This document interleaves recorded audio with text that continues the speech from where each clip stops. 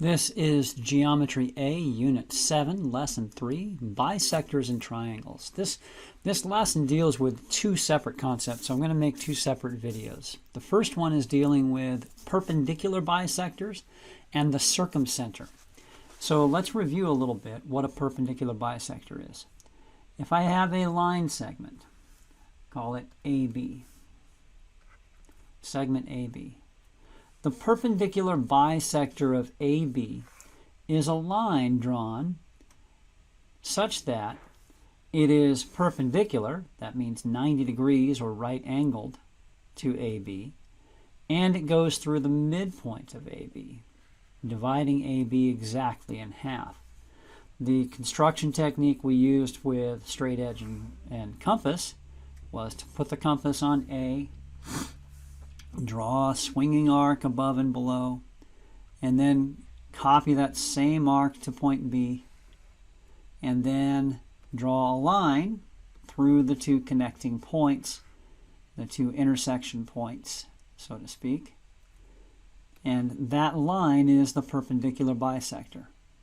Okay. Moreover, we learned that any point on the perpendicular bisector is equidistant from the endpoints.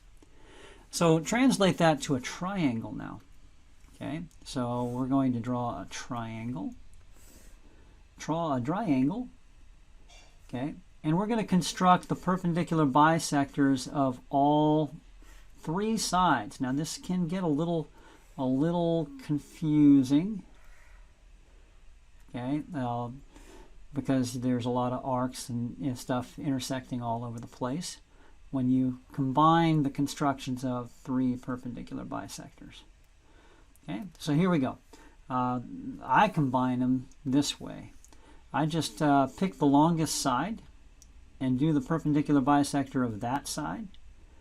But I'm going to swing my arc from outside the triangle all the way through the triangle and outside the triangle. And then keep the same setting everywhere. Outside the triangle, through the triangle, outside the triangle. And then on the third side, outside the triangle, through the triangle, outside the triangle. And you see three footballs, right? Three footballs. Those footballs help define the perpendicular bisector.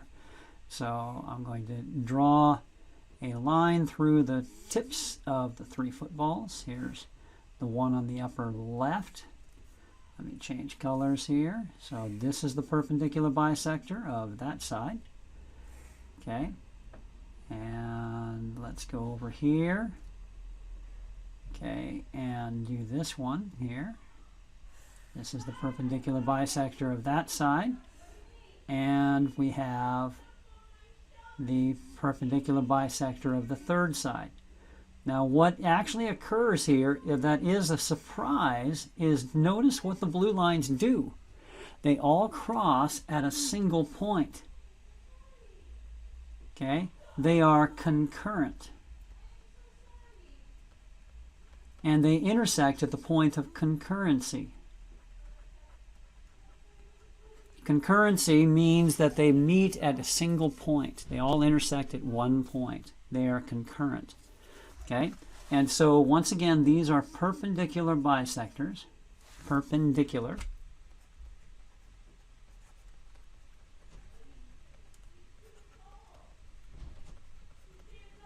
And they meet at a point of concurrency. And the name of the point of the concurrency is called the circumcenter.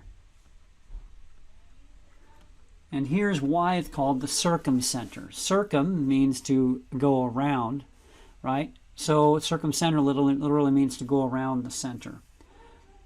Magellan is said to have circumnavigated the globe. That means he went all the way around the globe. His ship was the first to do so. If I put my compass point right at the circumcenter and put my pencil on the vertices, I find, depending on how accurate I was, that that circle just touches all the vertices. Okay? It just touches all the vertices. So the circumcenter is the center of the circumcircle. That's a circle that just touches all the corners. it is also equidistant from the vertices. That goes together with the fact that it's the center of the circle, center of the circumcircle. Because a circle is all points equidistant from the center point. So that means it's the same distance to this corner as it is to this corner as it is to this corner. Okay? So those are the perpendicular bisectors. They meet at a point of concurrency called the circumcenter, which is the center of the circumcircle, which is equidistant from the vertices. Let me demonstrate this once more using GeoGebra. And GeoGebra really will allow us to explore even more some of the properties here. Okay, and I highly encourage you to open GeoGebra and give this a try. So I'm going to use the polygon tool to draw a triangle. Okay, and I'm going to click More, and I'm going to do the perpendicular bisector constructor. So notice how much easier this is. Okay, notice the perpendicular bisectors meet at a common point. We'll place a point there. Okay, and we're going to draw a circle with that center, but with one of the vertices as a common point on it. And notice again, the circle goes through A, B, and C, every vertex. Okay. Now, I'm going to measure one of the angles as well, and we're going to discover, hopefully, some properties here. So let's measure angle B. Right now, angle B measures 83.1 degrees. Okay. Watch what happens to the circumcenter when I adjust the triangle so that that's a 90-degree angle. 90-degree angle, right here, boom. Okay, notice where D is. Notice where the circumcenter is. The circumcenter is right at the midpoint of the hypotenuse. It's on the edge of the triangle, whereas before it was inside the triangle. Now notice when I make the circumcenter go outside the triangle, the angle is 101.4 degrees. That's an obtuse angle. Okay, so what we learned from this is that when the triangle is acute, the circumcenter is inside the triangle. When the triangle is right, the circumcenter is on the midpoint of the hypotenuse of the triangle. And when the triangle is obtuse, the circumcenter is outside. Okay, so those are things that we learn here. Let's go ahead and summarize that here. It's inside for acute triangles. It's at the midpoint of the hypotenuse for a right triangle, and it's outside for an obtuse triangle. And those are the things we learn about the circumcenter of a triangle. Perpendicular bisectors, point of concurrency is called the circumcenter.